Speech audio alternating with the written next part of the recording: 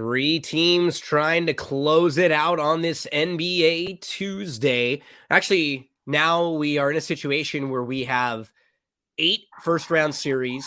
One of them finished. One of them 2-2. The other 6 are all in this 3-1 scenario. So we can have lots of closeout possibilities over the next couple days. Erik, we're looking at the lines over at DRF Sportsbook, and we encourage anyone in the state of Iowa to head to DRF Sportsbook right now. Use our promo code and sign up. You can get up to a $1,000 deposit match bonus when you use the promo code FAST1000. Sign up now if you're in Iowa. DRF Sportsbook will be coming to more and more states, and we'll let you know all the big news each and every time they do. We'll also talk about Thrive Fantasy. You can see the ticker on the bottom tells you about today's featured NBA contest. Erik and I also love the props that you can play at Thrive Fantasy. You can actually play parlays with props that pay out better than they would if you were playing in other sites. That's the perk of Thrive Fantasy. And when you deposit, use your promo code Gino, Gino, you can get a bonus all the way up to $250, a match deposit bonus there. So we'll talk about Thrive at the end of the show. Erik, let's reflect a little bit on what we've seen over the last couple days. So yesterday, what a bizarre game for your team, right? The Bucks, who dominate for most of that game. Jimmy Butler has one of the greatest playoff performances of all time. And we can see great players do this, but as a fan and as a gambler, I mean, you probably felt very confident heading into the last 5-6 minutes of that game. I played the Heat team total under. They scored 15 points in the last 4 minutes of that game, and they hadn't scored over 28 in any quarter earlier in the night. Yeah, like I've been harping on some coaches, and Bud gets that for whatever reason. Bud, goes under the screens, drops Lopez in the pick and roll. When they're doing that with Butler, it should just be an immediate blitz. I don't understand. Who else are you scared of? Yeah, how these coaches is getting, I'm right, my scheme works, this is what we're doing.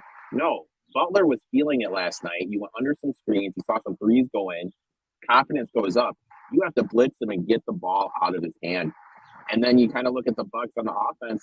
They just, there's no movement. It's like it's 1-1. Their best play is the Giannis and Lopez pick and roll because he literally have no size. So, I mean, hence the Lopez huge game. He played great. And props to him for that kind of career. He's kind of snuck out and everything. I mean, you kind of look at the longevity of him and he's still an impactful player. But, yeah, it's just all on Bud. And the thing is if they lose the series, he's gone. The second year in a row with an early exit, he's going to be gone. They can't squander these years in the middle of Giannis' It's going to be interesting.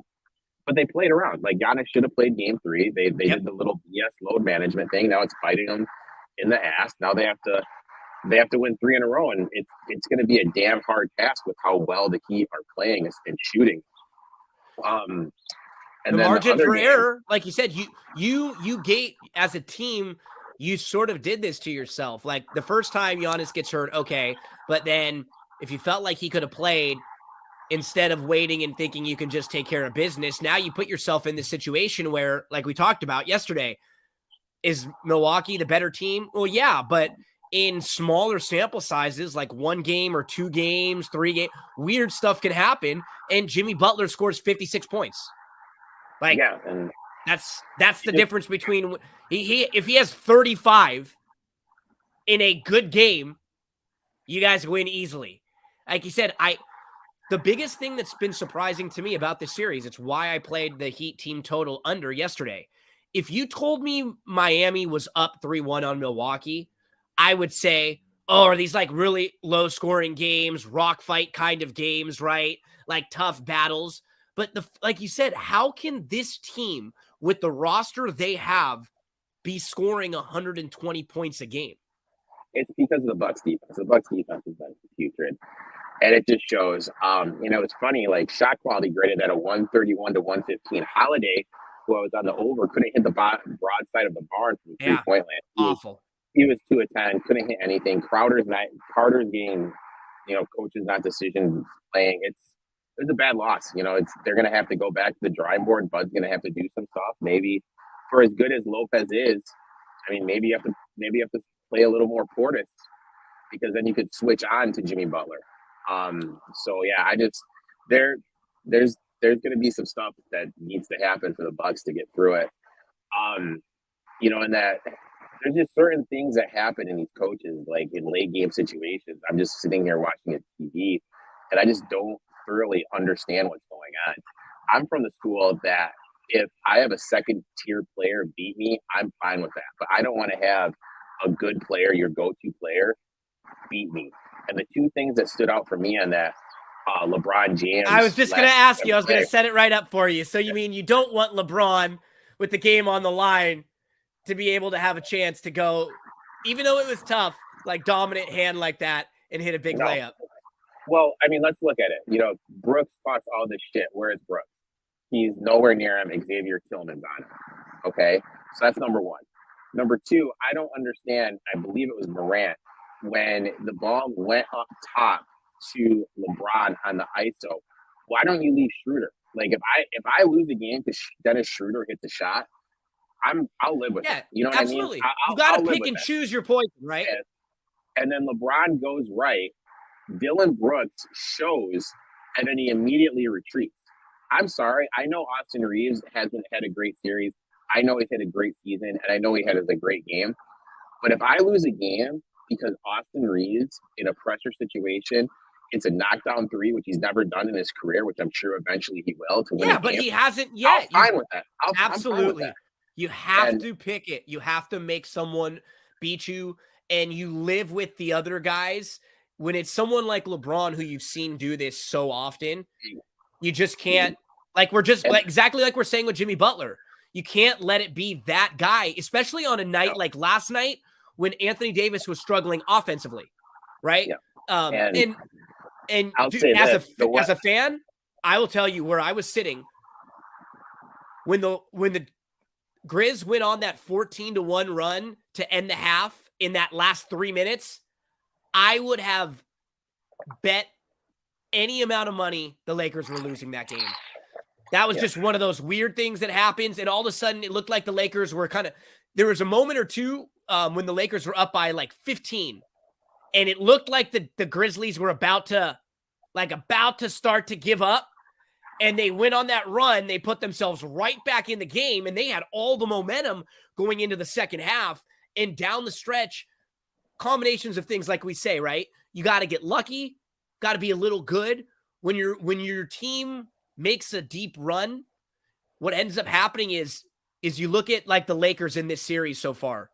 So far in this series, we've already had Austin Reeves with a game or two, Rui Hachimura with a game or two. Jared Vanderbilt had 10 points in the first quarter. He was really huge for them because guys have been leaving him open now.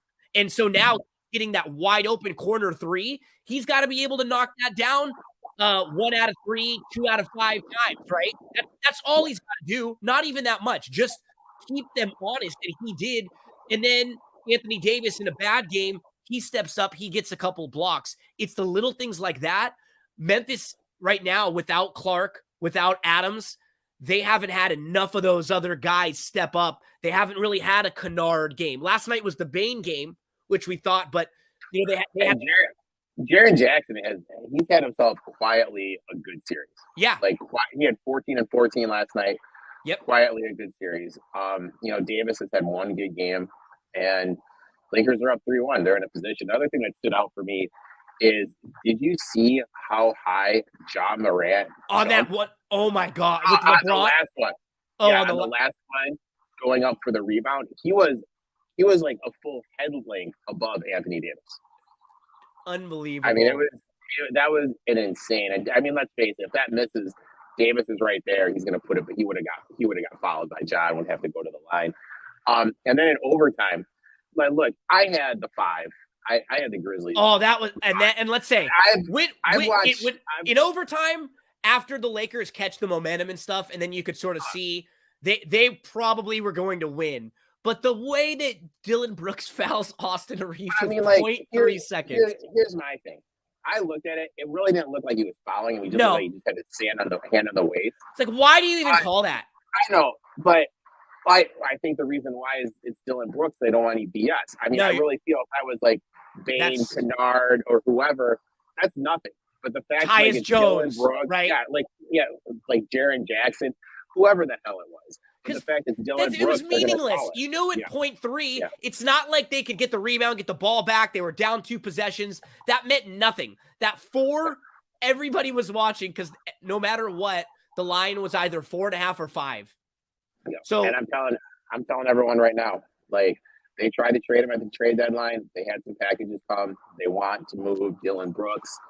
The Grizzlies' dream scenario, and I hear like this is what they're going to try to roll out next year, is they want a Bain, Morant, and OG Anunoby. That's what they're going to be striving for next year. Yeah, that would be pretty tight. That would be a nice little. They need a major upgrade at the wing position. We've sort of known that was their issue all along because honestly, we can say even if they had Clark and Adams right now, they still need wing defense. They need a wing guy to throw at the LeBron, Durant. Like everyone's got a good wing, right? Yeah. So you need the guys to throw at them. They don't really have that player. So we will see now tomorrow on the road. Lakers will go into a hostile environment, and Memphis will try to save their season down 3-1. Let's talk about what's going on today, Eric. We have 3 games today, and the first game on our 3-game slate as we look at the lines over at DRF Sportsbook. You can get the website right here, drf.com/sports. Game 1, Atlanta, Boston, and DeJounte Murray. We were singing his praises. We were talking about how, man, it must be frustrating for him to have gone here with Trey. You know, this guy has been playing hard, plays good defense, one of the guys that can still sort of get his shot off. And then at the end of the game, he just goes and shows like a real immaturity and like a real bonehead move. And Tatum did something similar, kind of had some contact with the ref, but I'm not going to say because he might have that it made it okay for Murray. That was one of those things where it's like, what are you going to gain out of this? You're not going to get it's because Tatum scored toward the end. Why are you taking your aggression out on the official? I mean, it was just an awful bad look for him. And it's, a bad look for the Hawks. Obviously, I really don't know what's going to be the team's motivation going to this. We've been down this road before, a Trae Young team in the playoffs. Now you don't have that extra playmaker there and in DeJounte Murray. How much ball movement is going to happen? You're going to miss Murray's production, the points he creates with assists, the points he creates with scoring.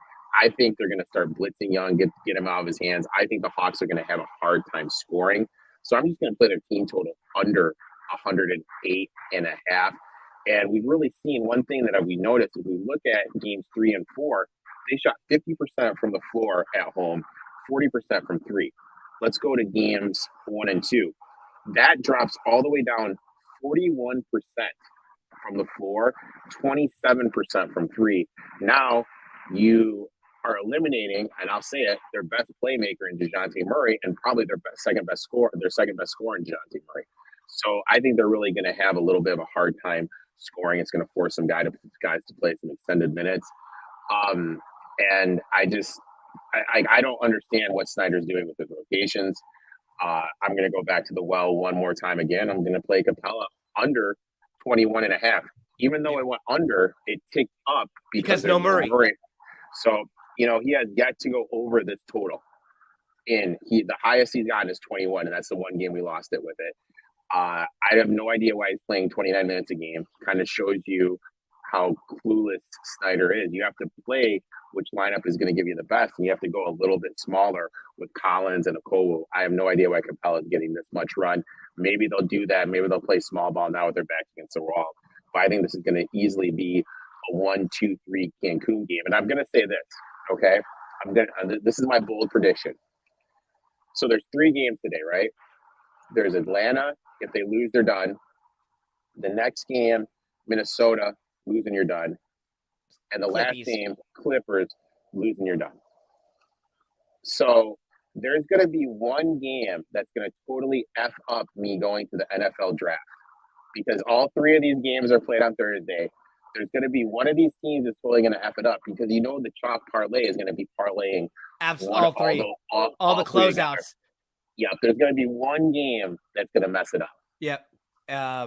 So for me, Erik, basically all of the things that you are handicapping for this game are what lead me to my plays. The one guy on the road, even at Boston, that shot well in game 2, Bogdanovich. Without Murray, ball's going to have to be in his hands a lot more. He's going to have to play more minutes here in this game. He's going to continue to shoot well. He only played 22 minutes and 19 minutes in the last 2. He's going to be 30-plus minutes in this game. He just has to. They need this offense. And then if you think about just the fact that final game of the year, closeout, at the end, they're going to be firing threes if they're down big to try to come back, try to extend the game a little bit, firing a few more threes. I think he gets a couple extra shots off. I'm going to play both Bogdanovich over 15.5, and then Bogdanovich to score 20 points is plus 200. He's someone that I actually trust. We've seen him have big playoff moments a couple years ago too. And unlike Trey, he can get his shot off even against bigger. Like he just isn't as small, right? He can still get his shot off. He can back up a little bit, and he's just a better 3-point shooter. He's more physical. He's way more physical than Trey. He can create versus contact. He can shoot the three. He's 6'6". And people sag off of him. People really just don't give him the respect he deserves because they're, going to Young. I expect Bogey to have a pretty big game. And I kind of also think that one other thing I forgot to mention with my under 108.5, I think Boston is sitting back and saying, okay, Philly's done. Milwaukee's in a dogfight. We don't want to play with our food like Milwaukee's let's doing. Get this over right away. We want to get this done. We want to get people healthy. We have a couple people not 100%. Let's go out there and finish it. This has been a good couple days for Boston, just sort of the way everything's sort of playing out right now for them, because like you said, the number 2 and the number 3 seeds, they don't look all that formidable. The Cavs haven't looked good. Honestly, the team that's playing the second best in the East right now is the Knicks. And like you pointed this out the other day, they might be a fun team to play a sneaky future on, because the Knicks actually had good success against the Celtics this year when they matched up against each other. So, maybe something to keep an eye on when you're thinking long term. Anything else you want to mention in game 1, buddy? Nope. Let's get to game 2.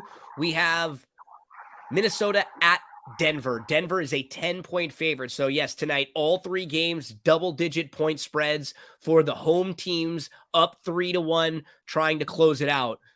Man, this game the other night was crazy because it looked like the Timberwolves late in the game had control, and then Denver goes on like a 13-0 run that was about to end the game and put them up. Jokic missed a free throw, and it gave Minnesota a chance to push it to overtime and to get one so they didn't get swept. My biggest takeaway, I'll admit I'm an old man. I didn't stay up for it, but I did watch the game when I was running on the treadmill the next morning. So my big thing that I kind of took away with it is 4 guys on the floor for Minnesota who were in 1-2-3 Cancun mode. Yep, and Anthony Edwards. Anthony Edwards was just like, F this, dude. We're going to win this game. So it makes you think, like, how was everyone to him after the game? As pathetic as that sound. And he, look, on your podcast, we've said this for 2 years. This should be the guy you're building around. Ship pounds off. You bring in Gobert. I know you traded a lot, but get back what you can. Just make this Ants team. I absolutely love Ant. That's my play, because honestly, he's the only guy I trust on this team. Like you said, I don't think they're going to win tonight, but I'm playing Ant to score 30 at plus 120. He's played in 10 playoff games so far. He's scored 30-plus in 5 of them. He scored 30 in 3 out of 4 games this series and in 3 straight. And the thing about him is, it's not even like he hits a bunch of threes, and that's why he scores 30. Like he was 6 for 10 in game 3, but in the last 2 games, he's only shot 34% from 3. He still had 36 points, 34 points. He shot 10.5 free throws attempted per game in average of the last 2. Towns is only averaging 16.3 points per game and only 13.3 shots. Gobert doesn't look that into it, and he's never going to get you a bunch of shots as well. Conley's trying, but there's only so much he can do. Joker, toward that end of that second half, he kind of pieced some stuff together, and he did. was having his way. Just doing whatever he wanted. And my one play in this is I played the Nuggets first quarter minus the 3 at home. They're plus 12 for the series point differential. I think Coca-Cola Arena or Pepsi Arena, whatever that place is called, I think it's going to come out of rocking. You just kind of look at the leadership of Minnesota. Like, if they're literally playing 1 on 5, because Edwards the only one that's going to be there. I know. You know what I mean? And then also another big thing is Murray didn't play that good. I mean, no, he didn't. Look at the numbers for the series. No, sorry, for the season. Minnesota's really struggled defending the point guard. So I expect Murray to have a nice little bounce back game, kind of propel them. And for how bad everyone talks about Denver's bench is, I think Denver's bench is better than Minnesota's bench right now. So I think they're going to be able to get a good close to the half. I expect them to come out big. So I'll lay the 3 here in the first quarter. Christian Brown is someone who's a little underrated. Jeff Green's been in so many big moments. He's just a solid NBA guy that you can throw in and get some good minutes there too. And he's not off the bench, but when they have Porter healthy like this, he gives you the option for a guy who can be like that third scorer, right? Who can kind of run a bench unit. So again, we compare this Nuggets team to a team last year that had no Michael Porter Jr., no Jamal Murray in their playoff runs. They're so much deeper. They have so many more options. Eric's got the Nuggets in the first quarter. I'm going to go with Ant, only one I trust here to show up to score 30. Erik, I forgot about one play in the first game, Atlanta-Boston. You and I, one thing that I like about both of us, if we notice that the lines haven't adjusted to things, we're just going to keep going back to it. I'm going back to my guy, Derek White again. I have White. You have Capella.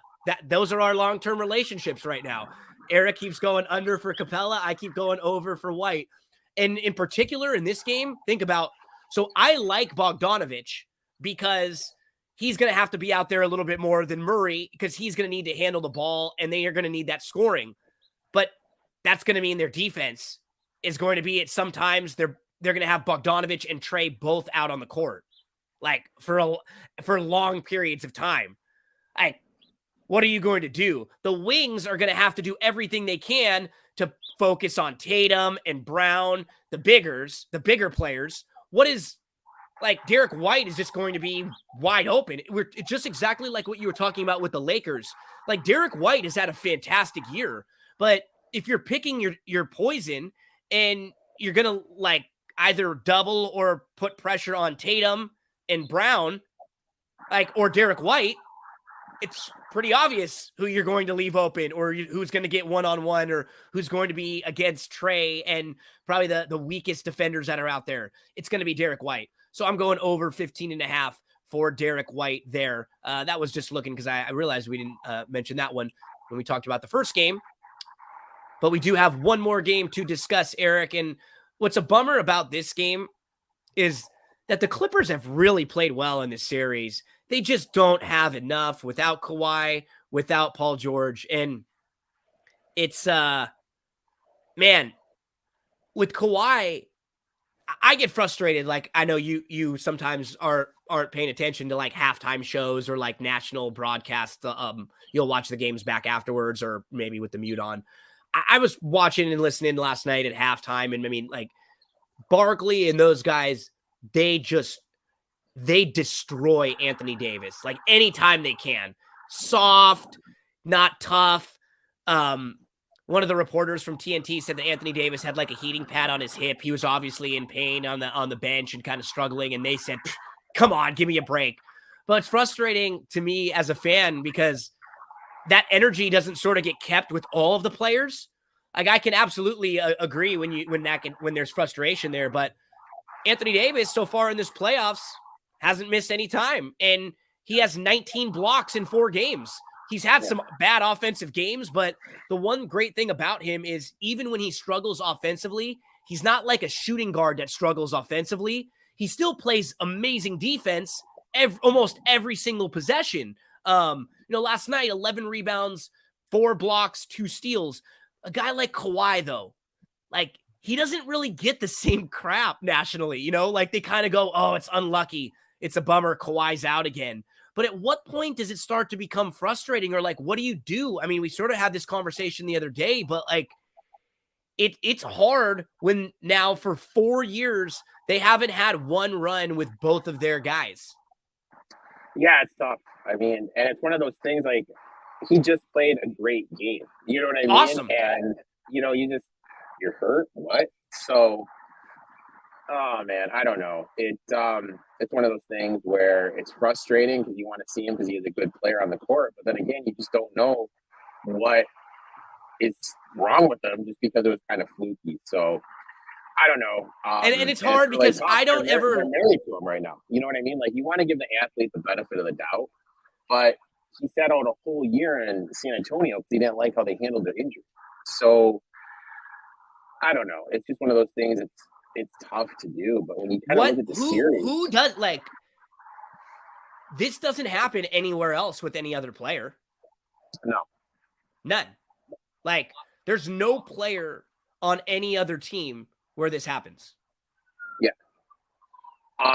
Yeah. There's like really no exception. There's like it's just kind of weird to everything that happens. Like, everyone's got injuries. Everyone has heating pads and ice on them. It isn't natural for a 7-foot, 285-pound guy to routinely jump up and down. Your body takes wear and tear. Even if it's Kawhi 6'6", you have all of that muscle jumping up and down. Your body takes wear and tear. You want to give them the benefit of the doubt. When this happens time after time, season after season after season, you're kind of like, you know what I mean? Like, yeah. It's hard to give him the benefit of the doubt all the time, right? And that's one thing. Like he has a great setup. They're allowing him to live in San Diego. They're allowing him to chopper in for practice and games. You know what I mean? He has a phenomenal setup. He has he's like creative control, whatever he wants to do. Yeah. He's basically a modern day Hulk Hogan. Yeah, no, you're absolutely right. You're right, brother. He is, brother. Yeah, no doubt about it. And the thing for this game is this. I'm looking at this. Teams up 3-1, round 1, that are the 4th seed cover 44% of the time. I feel that all these games have been competitive, even the games without KD. Yep. No, without Kawhi. I see some shot regression for the Suns. I'm going to expect Ty Lue to come up with something that's going to take away from what the Suns are able to do. And Lue has to start working the officials because I've never seen a jump shooting team take so many free throws. It is absolutely insane the whistle is getting. I'm banking on some shot regression from Paul and Booker. And I think those guys are going to eventually tire out, and that's what I'm booking on. I'm not saying that the Clippers are going to win the game. But keep it close enough to where... But 12.5 is a lot. Suns D isn't that good. They foul an insane amount. Yep. They don't rebound well. They don't force turnovers. And they're not deep. Right now, 1 or 2 of these guys gets in foul trouble, and that changes everything. And it comes down to a math thing, too. When you look at it, the Clippers average, 34 threes a game. The Suns only take 23 threes a game. So if you're changing 3 for 2s, you're getting more opportunity to score more points. Yep. It just comes down to a math thing. I think 12.5 is too much. And Russell Westbrook is just going to be like Anthony Edwards. He's just going to, take it to the hole and dominate. And you kind of I feel bad for Westbrook. I think I do too. I will say I was mad. Wasn't a good fit. Yeah. And as a fan, it was frustrating because nobody handled the situation well. Nobody did. That's all, right? Nobody did. So I'm not going to say that it was Westbrook's fault, but if we're taking the blame pie, everybody's got piece of the blame pie, including 100%. LeBron, LeBron James, Anthony Davis, Jeannie Buss, Rob Pelinka, everybody, all of them that signed off on that or that thought it was going to be a good decision. I talked about it with Draymond, possibly rumors coming to the Lakers.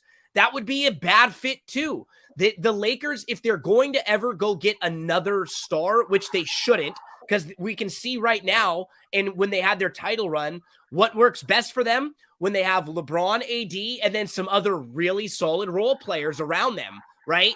D'Angelo, Austin Reeves, Vanderbilt, Rui, Beasley, who has struggled, but he's still really good. Like, they've got a lot more options now. I think the key thing with them is role players that A, know their role, B, can keep their mouth shut, and if there are issues, it stays in the house. It doesn't get out of the house. So I think those are the kind of guys that they are looking for. Team felt pretty good. But a guy like a Draymond wouldn't fit, like Russ didn't fit. Draymond wouldn't fit in there because like they need the thing is with AD and LeBron, you can't have somebody go stand on the wing or the corner that can't shoot. No. Westbrook just can't shoot. Draymond can't shoot. Now, hypothetically, let's say Westbrook was as good a shooter as an Austin Reeves was. Then it would have worked fine. Yep. It would have worked fine. But completely agree. That's not what Westbrook's game is. And he doesn't have the gravity, right? People don't defend him like it is either, right? Because that's really the key. You need guys that, at the very least, defenders will go out there and guard them. So that way there's space. Because when everybody was go ahead. No, you talk about guarding. I mean, you look at what Durant, Booker, and Paul are averaging when Westbrook is guarding him. It's insane. Nothing. I mean, he is actually playing elite level defense, and which brings it more to a shame that there's no PG and no Kawhi. So no, and I give him the Clippers a lot of crap the last couple of years, and honestly though, they are the most unlucky franchise in history because everybody would have done the move a few years ago for Kawhi Paul George the first time, right? I think everybody would have done that. You have a chance to make that move, you go make it. I don't know if I would have extended Kawhi again like last year recently, right? They extended him, and now they're like really, but like you said, they need a star. They need someone there. Like, you know what I mean? You're going against LeBron. New arena. You know, you got to have someone there to bring the season. But my question to you is this: Clippers, Wolves, Hawks. Which team is winning? Because there's no way all of them lose tonight. There's going to be one of these teams that F it up. And if I had to pick, I think it would be the Clippers. Me too. I would say Clippers, Wolves, Hawks in that order. Yeah. I'm least confident about the Hawks without Murray. Because I think Murray was so vital for them, just like how he fits in this series. And I don't think it's going to be easy for them trying to score. And you made a great point. I think Boston, like a shark right now, looks around the league and they're like, who is in a better spot than we are? Yeah. Like I hate the Celtics, but like right now, their next round, if they win this game, they would start on the 29th, I believe. So they would start on Saturday against Philly. And we don't even know if Embiid would be ready for game one. Yeah. So, I mean, like, you have a chance. You have to put your pedal to the metal right now in Boston. So the teams you're looking at right now are Philly with banged up Embiid, who you already had really good success against this year, because the problem with Philly, they don't have a lot of wings they can throw at the wings they have. So it's kind of just off spacing. Like, Philly can have Tatum and Brown guard like Maxey and Harden, and then they sort of neutralize that, take those guys completely out of it. But Harden and Maxey can't guard Tatum and Brown on the flip side because they're too big. It's a bad matchup for them. Then they look at Milwaukee right now. You don't even know if Milwaukee's going to make it. They got to win 3 games in a row with a banged up Giannis. If it's not Milwaukee, it's a Heat team that's their roster is decimated. And if they don't have hero, they're done. And Jimmy Butler's going to have been playing 45 minutes a game at that point. Like, he's not going to be able to keep this up. Or the Knicks. Like, if you're Boston, you got to feel pretty good.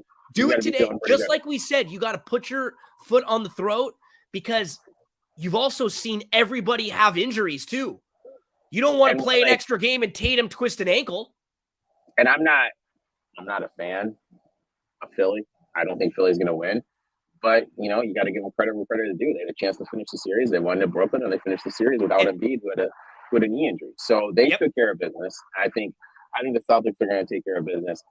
I just think the Suns bench is a little too thin. Me too. For them to take care of business. So the only thing I'm playing in this game is the team total over 118.5, because I do think both of these teams are going up and down. We talked about how the Suns defense isn't very good. So they kind of let you score a lot and they'll just kind of go at you back and forth. They don't have a whole lot of depth. I could also see, if this is a close game late, the Clippers trying to extend their season, right? Final game of the year. If this is within a few points, the Clippers maybe foul a couple extra times. We can tack on a couple extra points for the Suns, 2 or 3 fouls worth. So give me the Suns team total. They've hit 120 plus points twice in the series. They've hit 110 all 4 times. And they're playing against a Clippers team here when they are at home, hoping they can get a little bit extra late to get over that team total. But I would prefer playing the Clippers too than laying that number, laying really any of the big numbers here today. If you want to play these chalks, try to find a better way to play them where you can get a little better value, or you may not have to lay as big a number like Erik has been doing a lot with the first quarters or the first halves. You've seen me try to get into some of the first halves too. You can maybe play a team total either over or under, because in the NBA, like we've seen, any of these 3 games today, the home team could dominate, win, close out the series, and not cover the spread. Exactly. They're all big enough numbers. Yep. So that's the one thing we're going to always try to consistently do here for you. That's the one thing you can guarantee when you come in to watch a show like Fast Break Bets, when you come on and you come and listen to my podcast or any of my videos, when you check out Erik's podcast, his Tuesday night show, the podcast he puts out on Friday, anytime you see Erik pop up on any show, I can guarantee you the work we put in and the wagers will be smart. We can find good numbers. You're going to have good days. You're going to have bad days. Anyone who tries to guarantee you winners, they're full of it. So don't listen to them. What we can guarantee you is the prep, is the things that we can control, we'll always do here. Don't take bad lines. Don't take bad numbers. Don't feel like you have to bet every single thing in every single game and just need action all over the place. Really be researched and thorough and in depth with your analysis before you're going to put your hard-earned money here. Hopefully those are things that when you watch these shows each and every day, when you watch Erik, when you watch myself, more than winning one game here and there, those are things that I learn and you remind me every day. And those are things that we can give to people and people can take, and then they can use it on their own, right? To help themselves, even when we're not giving them plays on who we like. Yeah. You got to do the research. You got to do the work. You got to watch. You got to listen. You got to be willing to talk to people too. I think, like a lot of times that people make mistakes is they think they just know more than other people. Ego. Listen to what people say. Ego. You need to remember that when the Warriors were starting bogey, it was it wasn't even a coach. It was just someone on the staff that just said, "Hey, I think you should start Iggy instead of Bogey." And Kerr listened and did it, and that led to the Warriors winning their first championship. Not many people know that story. So Erik has great connections, a lot of folks that he's worked with in these different organizations, in some of the professional industries that work for the NBA, the NFL, that work for teams that train players. So he'll always share those great tidbits here. And like you said, watch, rewatch. You got to be, I know some people who are sharp gamblers and good gamblers, or people that want to be, and they only want to play numbers. I have a tough time doing that, because how do we know what's an accurate number, Erik, if we don't really know the teams and the games themselves also, right? So I feel like we do a pretty good job of trying to give you the analysis from the game as well as the correct number. Is there value still there? If there's not, let's try to find value somewhere else in how we see this game, this race, this matchup playing out. So, and who was it? Someone in our chat mentioned how the Murray total has gone over every single game. DeJounte. It wasn't on my betting card. I looked into it, bet it, and it went over. It needed a little luck toward the end to go over, but you help us too. Over. So anytime you guys get any plays, when we are live Saturday and Sunday and Friday, make sure to pop them in because we love to hear from you guys, and you can help us make some money as we help you guys make some money. Okay, Erik, let's get over to Thrive Fantasy for a couple plays for today. ThriveFantasy.com is the website. You can download the app, and when you deposit, use that promo code GINO. Deposit anything from $25 to $250, and it'll give you a match deposit bonus. You can play in different formats. So just like some DFS sites you played on, they have larger contest formats that you can play for $20 entry fees. You can play in in pools against 50, 25, or 100 people. And in this NBA contest for today, $20 to enter. You have to pick 10 out of the 20 props to make your lineup, and the winner gets $400. They pay out to the top 25. You can also play in head-to-head matchups where you just play against one other, like $100 head-to-head matchup. And if you're better than them, you win. Nice and easy. One thing we really like is heading over to the prop lobby. What's cool about this prop lobby, you can wager on props and turn them into parlays. All you have to do is connect two. So if you put two correct, you win 3.2 times your entry, which is more than you would win any other place on a normal parlay. And keep in mind that props are always priced at 115, 120, and sometimes even over some of the props that you'll be playing. If you can connect three props, like a 3-prop parlay, 5.2 times your entry. 4, you get 10.2, and 5, you get 20.2. So, Erik, that's what's so great about this site. You have all these different ways to play. Head-to-head, you can play big contest format, or you can play how do you want to put a lineup together. Let's put 2, 3, 4 props that I really like. Let's see if we can turn 20 into 100, parlaying 3 of them together. You have a lot of options. And what's cool, in some big states like Texas and California, we can't bet on sports legally, but we can play this legally. Yeah, which is a great thing, and I absolutely love the parlays here. I can't wait till I start doing. I usually like a month of data before I start doing my strikeout props in baseball. We're going to start doing some more baseball stuff with these guys. I'm really looking forward to that, and then it'll just transcend to the NFL.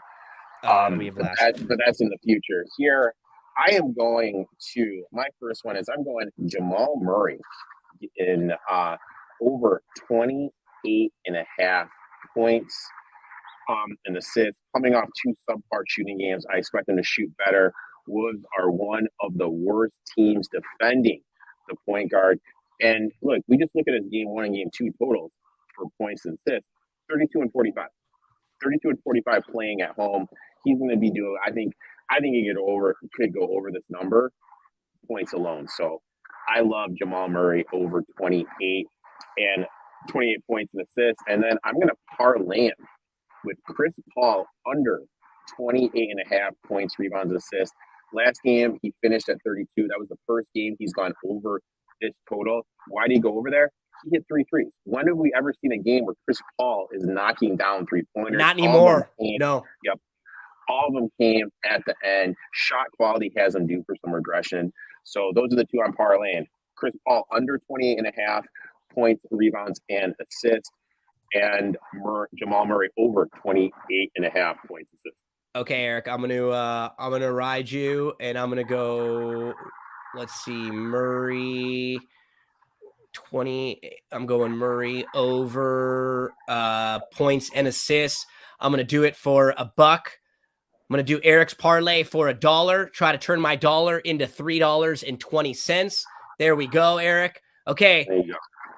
So if that doesn't hit, man, I'm going to come after you for that $1. You're going to get some mean tweets from me. Just be ready. ETOF21. I'm going to be some nasty tweets coming your way. Okay. Here's a look at my props for today. I actually put together a little parlay just a moment ago. So the 3 that I'm looking at are Anthony Edwards, points and assists over 33.5. I mentioned that I played him today to get 30 points, so we can add on a couple assists there. He's the guy I trust the most in this situation, win or lose. And I think he's sort of like, he likes the spotlight too. He's an actor. Like he likes this kind of stuff, right? He was in the movie with Sandler. He's good, but he likes the attention. I think he loves seeing all the comparisons. He's only 22. He's like checking boxes that only LeBron has checked at this age in the playoffs. So I think another big game from Ant. I mentioned Bogdanovich. I'm going to go Bogdanovich, 19.5 points and assists. So I'm going over there. I also went Derek White, 19.5 points and assists. These are all three props that I had mentioned as plays, and you can find a way to play similar type props right here on Thrive. If I put this parlay together, my $20 would get me back 104. And then if I can hit Erik's, my $1 parlay will get me back $3.20. It's Love kind it, of Erik. funny. Like you mentioned that you'll mean tweet me or whatever. I just got a tweet that says, "I hope you're right with your NBA after last night." There we go. Right. I was going to But say, I mean, like, I hit the Bucks first quarter.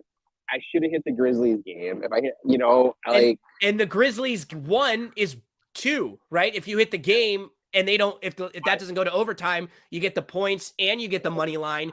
And man, yeah, I look at it like this. I tell people this where they like, I don't win every game. I don't win every day, but like on my website, I have all my spreadsheets. You can see my percentage. Like I'm right at 60% for the year of NBA. Like I'm not going to win every day, and some days when I lose, it's just a bad beat, and we go on to the next one. Yep, and there have been some very good days in the playoffs so far for the both of us, and we hope today will be another one. Thanks so much to all of you for hanging out with us today. We'll be back tomorrow on Wednesday, 5 o'clock p.m. Eastern Time, 2 p.m. Pacific Time. So Monday through Friday, anytime there's an NBA game, we will be here to preview it. 5 p.m. Eastern Time. Then on Saturday and Sunday, noon Eastern, 9 a.m. Pacific Time. We'd love to hear from you on those shows when we are live. You are our co-host. We want to hear your questions, comments, selections, best bets, props, anything you like on Thrive Fantasy. Speaking of them, thanks to Thrive Fantasy for being one of the sponsors of this show. Remember, when you head to Thrive Fantasy, use the promo code GINO when you make your deposit, and deposit at least $25 so you can get that match deposit bonus. When you head to DRF Sportsbook, if you're in the state of Iowa, use that promo code FAST1000 and you will get a $1,000 deposit match.